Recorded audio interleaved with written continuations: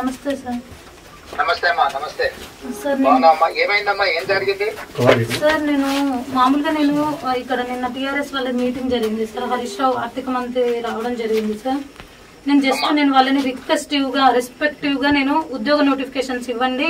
6 నెలల్లో నాకు తెలిసిన వాళ్ళే 12 మంది నిరుద్యోగులు చనిపోయారు. కనీసం మాకు నిరుద్యోగ భృతి ఇవ్వట్లేదు. కనీసం ఉద్యోగ నోటిఫికేషన్స్ అయినా మాకు వేస్తే ఉద్యోగ నోటిఫికేషన్స్ వేసేంత వరకైనా నిరుద్యోగ భృతి ఇవ్వండి, ఉద్యోగ నోటిఫికేషన్స్ ఇవ్వండి. మహిళలకి అసలు రక్షణ లేకుండా పోతుంది. 6 ఏళ్ల చైత్ర అనే పాప చనిపోయింది. ఆ పాపకి కనీసం మీరు టీఆర్ఎస్ కార్యకర్త నుండి సీఎం వరకు ఏ ఒక్కరు కూడా వెళ్ళి పరామర్శించలేదు అని చెప్పేసి మాకు నోటిఫికేషన్లు రావాలి అని నేను మాట్లాడతాను అని అనేసరికి మొత్తం పోలీస్ వాళ్ళు నా మీద రూడ్ గా బిహేవ్ చేశారన్న. అసలు మొత్తం నన్ను లోనకు తీసుకెళ్లి విజయలక్ష్మి అనే కానిస్టేబుల్ నా మీద అనుచితంగా వ్యాఖ్యలు చేసి నన్ను కొట్టారన్న. దొంగ ముండా అని చిల్లర మాటలు మాట్లాడి ఏం చేసుకుంటావో చేసుకోపోను, నువ్వేం ఎవరికి కంప్లైంట్ చేసుకుంటావో చేసుకో, నా పోలీస్ పవర్ ఏంటో చూపిస్తాను అన్నట్టుగా నన్ను చాలా పోలీస్ స్టేషన్ కి తీసుకెళ్లి కొట్టారన్న. సిఐ ఎస్ఐ ఉన్నారన్న. వాళ్ళు చూసి కూడా కనీసం వాళ్ళని అడ్డుకునే ప్రయత్నం కూడా చేయలేదన్న.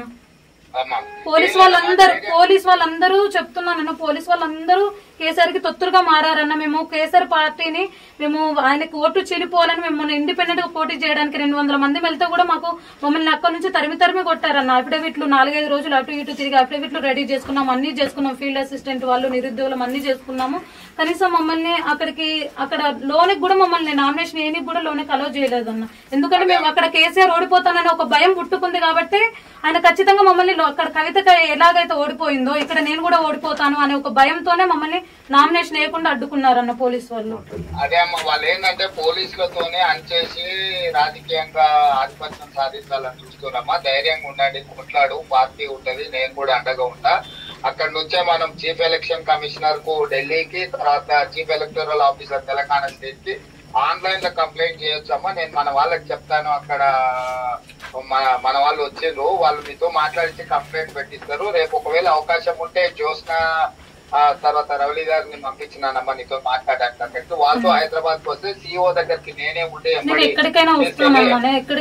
హైదరాబాద్ రాండి అమ్మ మధ్యాహ్నం. నేను తీసుకెళ్ళి చీఫ్ ఎలక్టోరల్ ఆఫీసర్ కు రిటర్న్ లో కంప్లైంట్ చేద్దాం. ఇప్పుడు ఈ పోలీసులు అతిగా ఏదైతే చేస్తుండ్రో వాళ్ళు అట్లా చేయడానికి లేదు. అట్లా చేస్తే ఇమ్మీడియట్ గా ఎన్నికల అధికారి చర్యలు తీసుకోవాలి.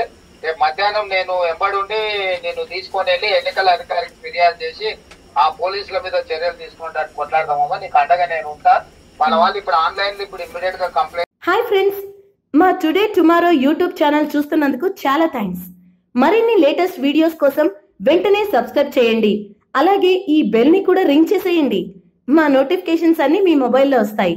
అలాగే మా వీడియోస్ మీకు నచ్చితే లైక్ చేయండి, షేర్ చేయండి, నచ్చకపోతే కామెంట్ చేయండి.